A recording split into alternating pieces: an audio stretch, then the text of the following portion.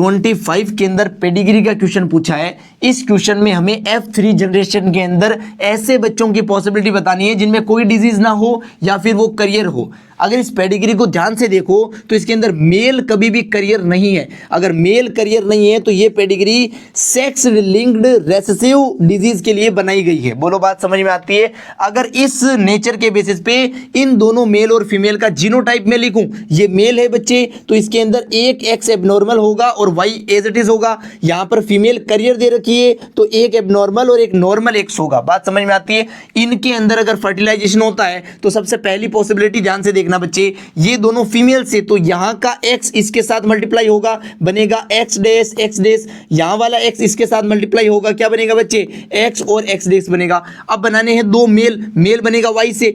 इस क्रोमोसोम को वाई से मल्टीप्लाई करो बच्चे, बात समझ में आती है। ये वाई से मल्टीप्लाई होगा, क्या बनेगा, एक्स डैश वाई बनेगा। इधर वाला वाई से मल्टीप्लाई होगा, एक्स वाई बनेगा। ध्यान से देखो बच्चे, ध्यान से देखो, ध्यान से।